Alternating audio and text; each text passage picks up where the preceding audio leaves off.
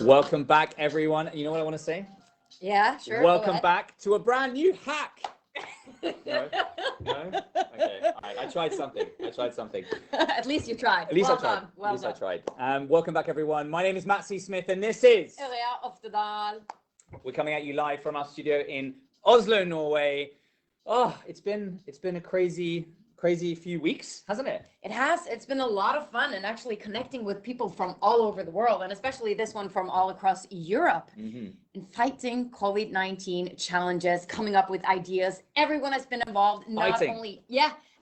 Not only tech savvy people, which has been incredible to watch, and a big community has come out of it. That's constantly talking on Slack already. So how big? It was 21,000. 21,000 in 3 weeks. 3 weeks ago. Was it 3? No, it got it up and running in 3 weeks. 3 weeks. 0 to 21,000. And that's just participants, right? That's just participants. 400 volunteers, I believe, and 1,200 partners. 1,200 partners who have contributed with support, time, funding. But how did it all come together? That's like how do you do this kind of thing, right? And Yrja, that is why we are calling this show for all of you at home, you lovely people at home. Thank you so much. Hello, firstly, good evening. Give them a wave. Give us a wave in the comments below. But yeah, let's say it at the same time. How to hack. How to hack. That's what we want to find out this evening. We want to know how to hack, and is it worth it? What happens after, what happens before, what happens in between, and all above. So yeah, and how do you get like 21,000 people to sign up in 3 weeks? That's my main question, basically. So different languages, all online, never met before, signed up, 21,000 people online. So that is what this evening is about. That is what Yrja and I will be bringing you over the next few evenings, tonight, tomorrow at 7 p.m, next week on, I believe, Tuesday and Thursday as well, before what's going to happen on next weekend, 22nd to 25th? The Matchathon. Matchathon. That's right. So it's not all about hackathons, because what happens after the hackathon? So the good people of the European Commission and the fantastic individuals involved in organizing this have put together a matchathon. So we're going to talk a little bit more later about what a matchathon is, but tonight is all about how to hack. So Yrja, I'm going to pass the stage over to you and introduce our first guest. Michael, we have with us Michael, one of the initiators of this hackathon. Michael, my first question to you is just for the people who are not really sure about what the hackathon is, that are tuning in and haven't been involved yet. What is a hackathon? No idea. Tell us. Yeah, no idea. Tell us. Break it down. All right. So let's give you an idea. I hope you can hear me okay. Yeah, so a hackathon is where people come together. Mostly they come together in a physical room, but hey, we cannot do that right now. So they came together on our Slack, and with the mission to put together any kind of solution, software. Mostly it's a software solution, an app, a website, any kind of tool, in order to in our case, it was to find a solution for businesses and people in the crisis. And it's really about being super creative and using all of the skills that you have in that moment. You don't have a lot of time. Hackathon usually happens within 24 hours, 48 hours. And you have to basically teamwork very quickly, because you find people that you never seen before, and you basically build a quick, ad hoc team. You have to Michael, question, Michael, just on that one. Okay, so as a non-native, why 24 hours? Why 48 hours? Why do you have to put this hour time frame on a hackathon? Yeah, so basically, that's a little bit, you create like this urgency and this psychological deadline, right? So that people really think, okay, so I have a short time, so how can I strip it down and make it as simple as possible, so that I can still deliver a valuable solution in this short time frame. If you give more time, people will make a more complicated solution, but basically it's about the essence. And this is what we did also in the EU versus virus. And I'm curious about why. So talk to me through the processes that you involved. So Michael, we understand that you're one of the initial organizers, one of the sort of the ground crew that created this concept out of, obviously inspired by other concepts that have been created globally. It's a global movement. Let's remember that. Yeah. And that's why we're doing this session, because we want to know how to hack and how others everywhere else can take and learn from your experiences with this. So but Michael, talk me through so if it was 2 weeks ago and you started 3 weeks before that, take me back 6 weeks now and how you approached why you wanted to do something like this, and then where you went step by step. Take me back to the beginning. Yeah, sure. So, I mean, 6 weeks from now or something like that, actually, there was a hackathon in Austria. It's called Hack the Crisis for Austria. This was the first one. And this was not the only one. There were many, many. And this was the motivation and the inspiration for the EU Commission actually to kick off this idea of saying, okay, let's do a hackathon for whole of Europe. So it's a pan-European endeavor. And that made the whole thing huge. I mean, usually hackathons have, I don't know, maybe 4,000 people, and then if you're lucky or something like this, maybe 6 or something, but we had like over 20,000. So that was a huge thing. So the inspiration came bottom up, basically by the people themselves that already organized in their own countries their Hack the Crisis versions. And then this is what we did. And the idea is here to really, because it's the commission that is behind it as well, it gives a weight and like a validation to this, so it can really help companies, startups, teams to now get to the next step, hopefully. Yeah, and then you contacted the European Commission, and we also have with us Isidro here on the line, which has been the one responsible from the EU Commission.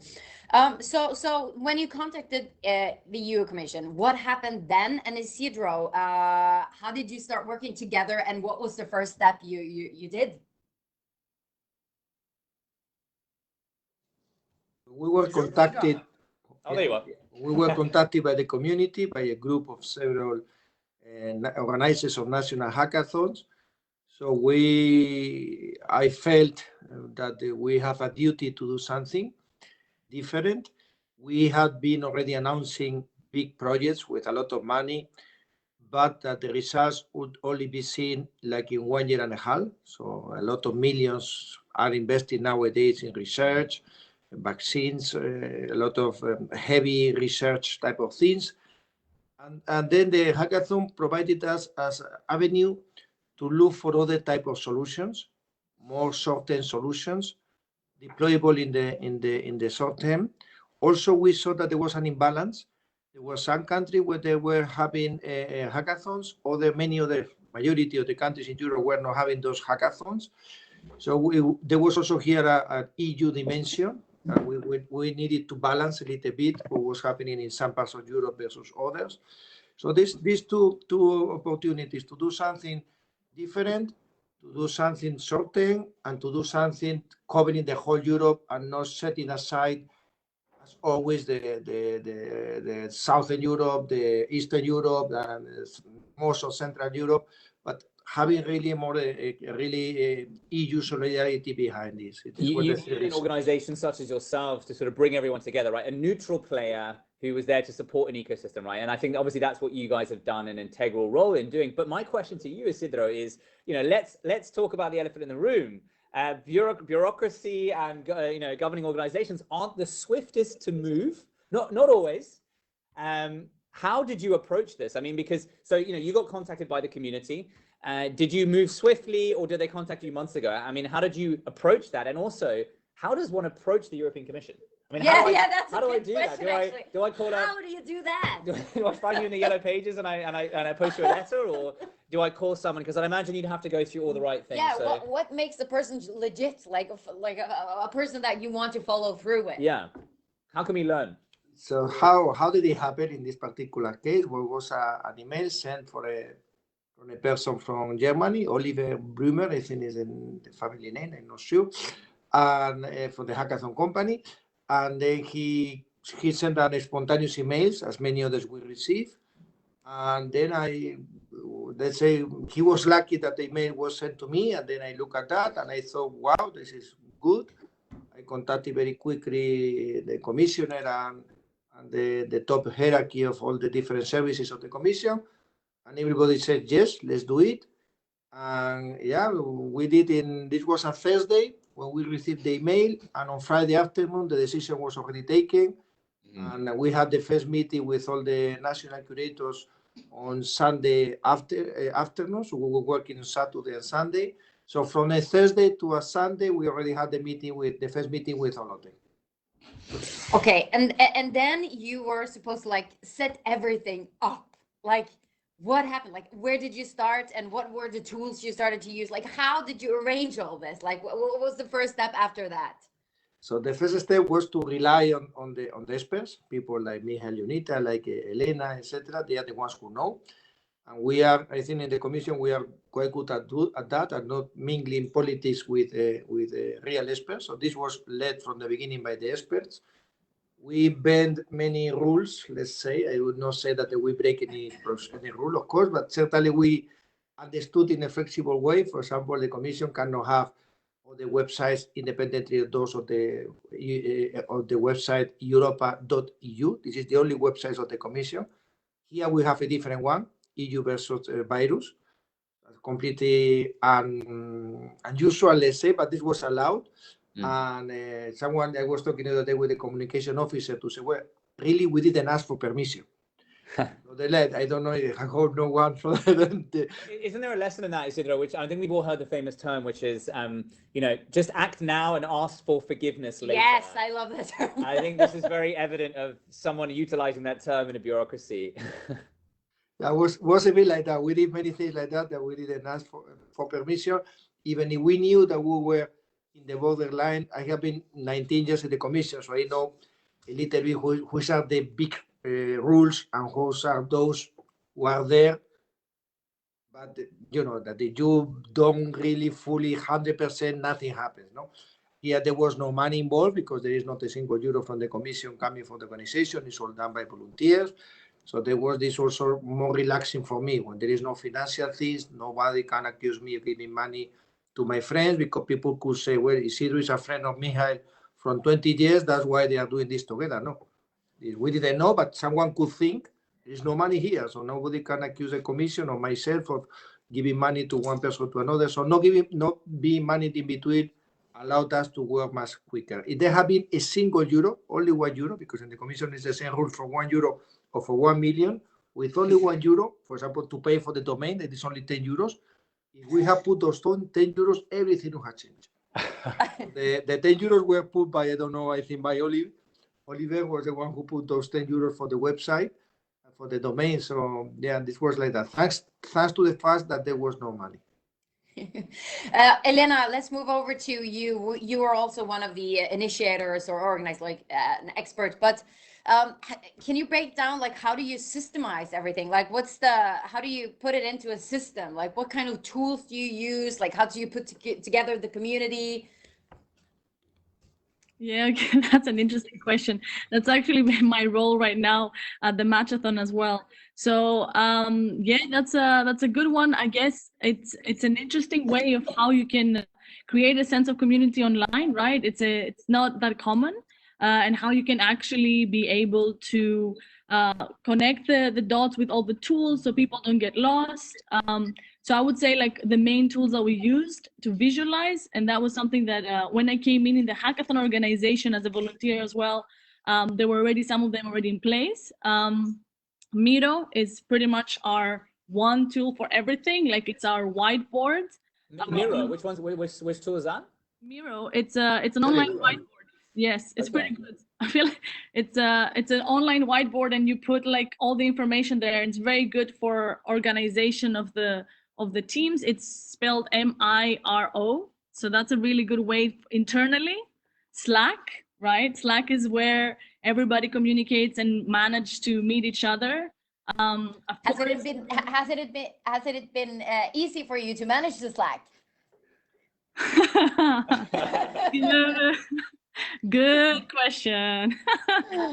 Over communication on the Slack, making sure the rules are outlined and to be there as much as possible to like, to feel the presence of the community and to interact with them as much. So how do you structure a Slack with 21,000 people? Do you have to pay for it, actually? Because Slack has a limit.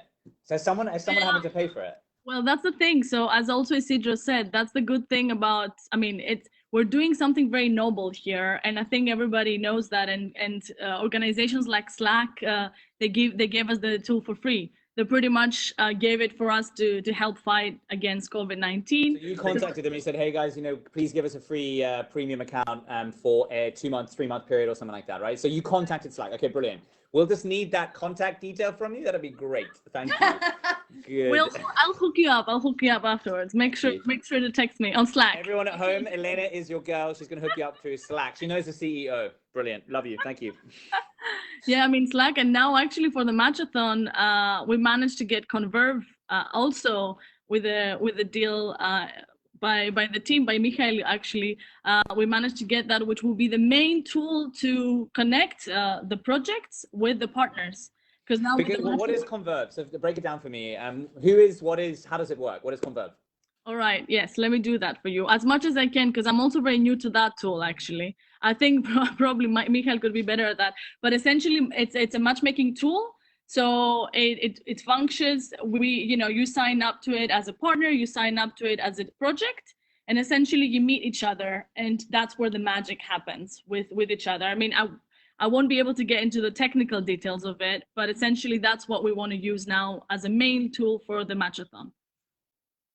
Nice one. Okay, so now I'm going back to basics, right? So you've worked things out. You've got the idea. You've got the team, the initial team together. Volunteers. How did you go about recruiting volunteers? Where did you find them?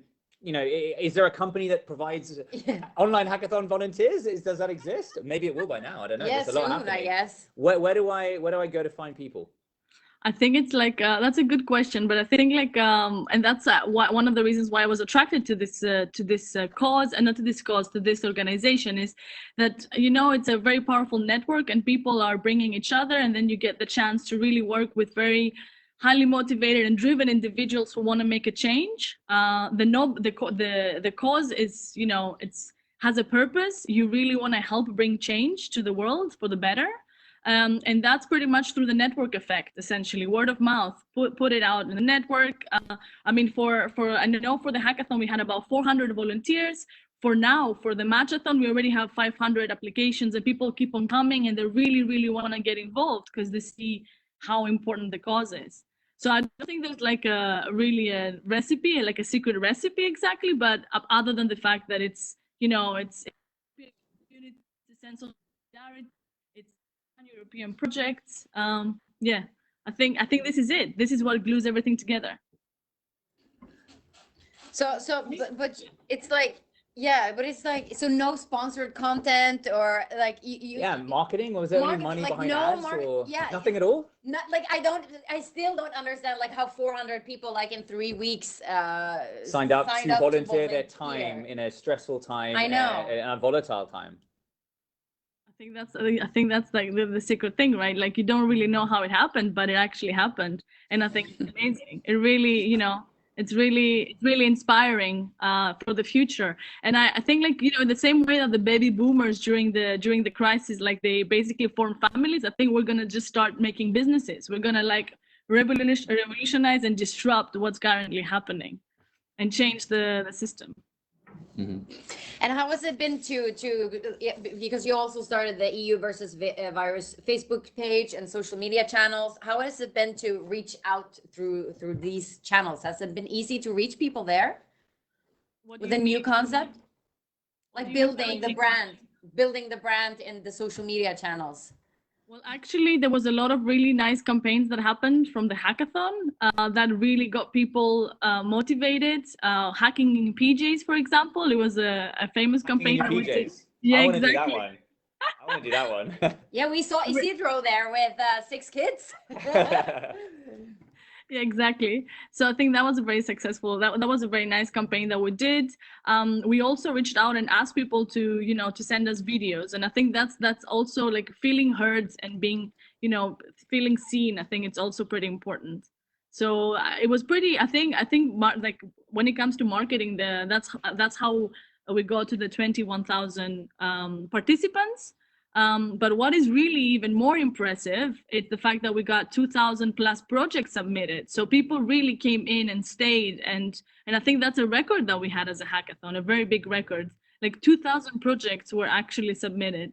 for And the for everyone at home watching this now, those projects are ideas that can save lives, save communities, and save businesses in any market. They're international ideas.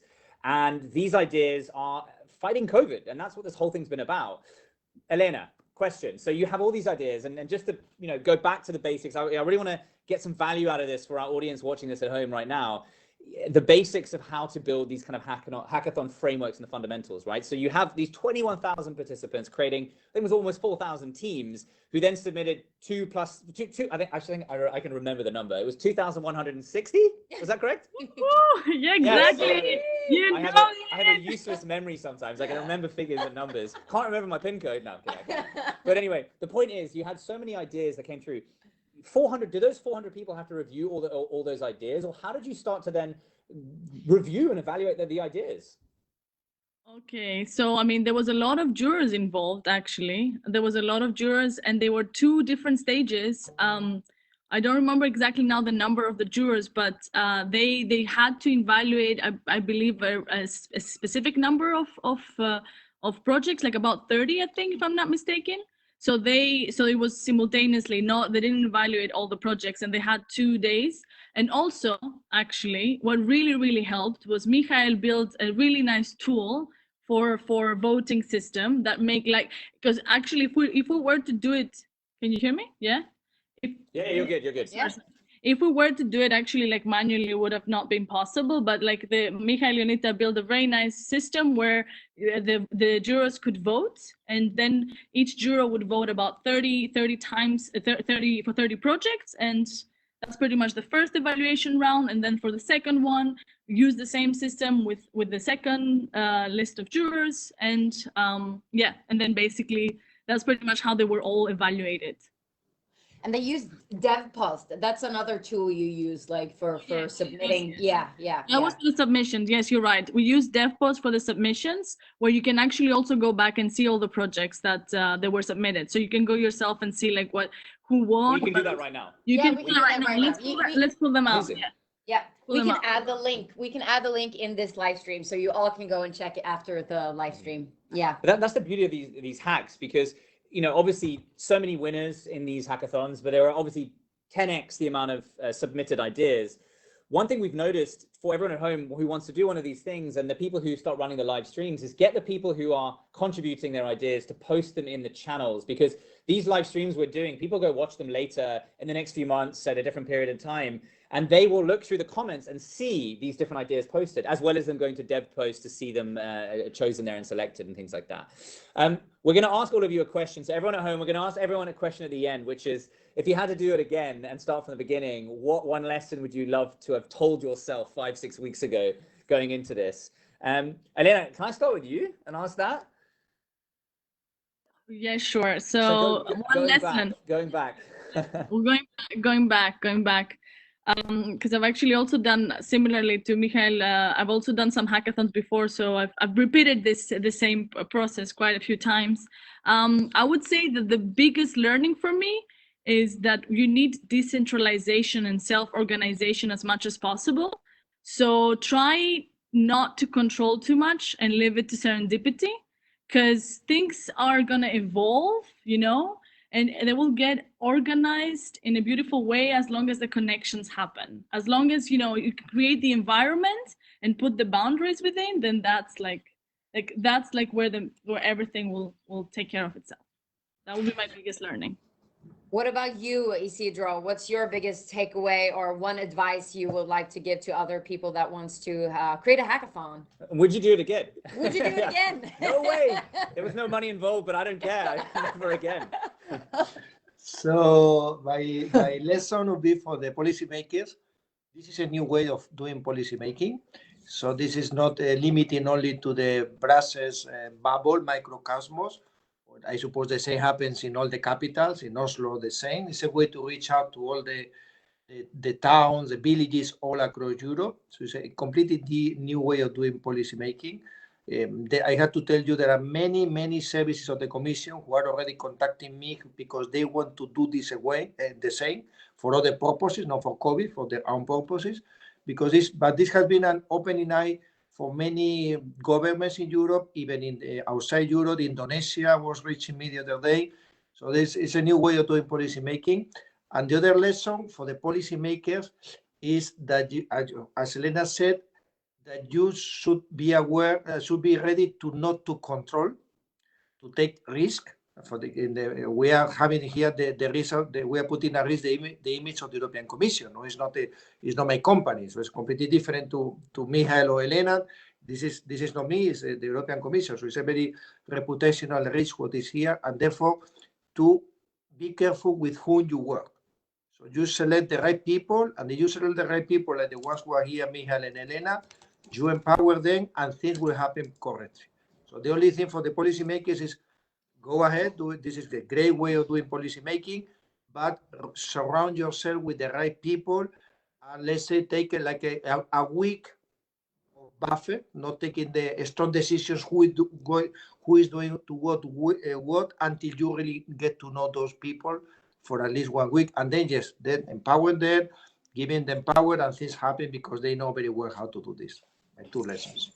And Isidro, did you get the outcome that you wanted? Yeah, we got a huge, many more projects that we expected, 2,160, as you correctly said, Mark. 2,160. If anyone ever needs any number remembering, let me know.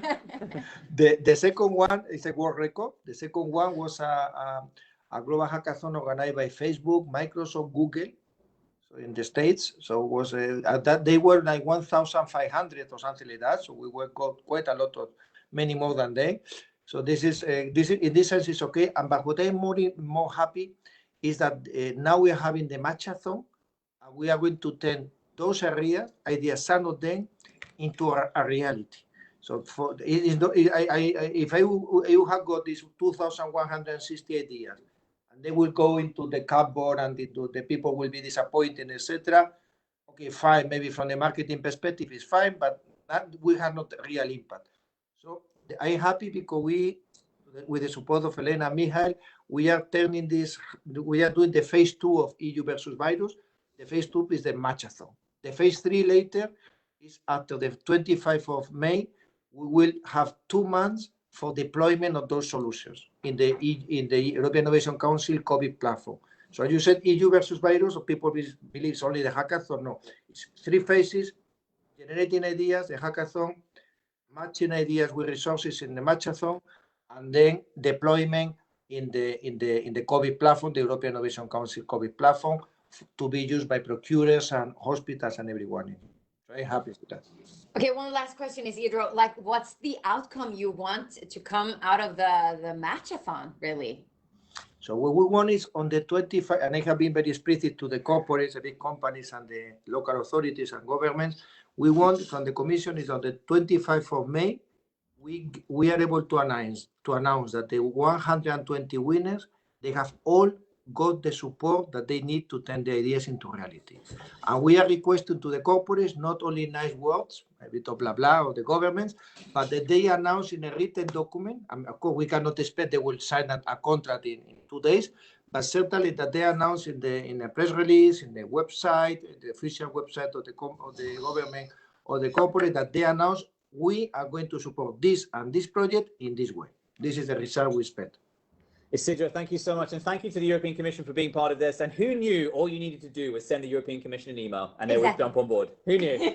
Isidro, thank you so much, mate. We will hear from you next week during the matchathon that you just mentioned. That's the perfect transition, I think, Yrja, into our last talker and the initial organizer of all of this, which is Michael. Michael, my friend, so 2 questions for you. 1, would you do it again? And if you did, how would you do it differently? Let's take that one first. Right. Yeah, it was a little bit of pain actually, but the outcome was so good. Finally, some honesty. Yeah, honest question, answer. I mean, just to reiterate, okay, and I really want to say this, that this the whole hackathon came from absolutely nothing. Okay, so we didn't have software, we didn't have people, we didn't have an agenda, we didn't have any money, we didn't have anything. Okay, so now going into the matchathon, just for perspective, now we have people coming with us from the hackathon, we have tools we can reuse, so that's a bit simpler, right? So will I do it again? Yeah, I think I would do it again. Actually, it was a great experience. And you did hesitate for a second, though. Let me think for a second. Yeah, okay, okay. Yeah, no, I'm kidding. No, I would. So the coolest thing was obviously that the outcome was great, but for me also, because the other what Elena and what Isidro said is definitely, I agree. Yes, but on top of that, I got to learn to get to know great people that actually gave everything to make this happen, and I want to follow up with them and keep in touch. And I think those are potentially great connections and even friendships that have been created here ad hoc, and it's really great. And I hope, and I'm pretty sure that this happened also with the more than 3,500 teams that formed during the hackathon. They also made friends. They found maybe a co-founder or an employee or something like. I'm pretty sure about that. Yeah, that was my favorite thing about all like this hackathon is the She got to work with me. That's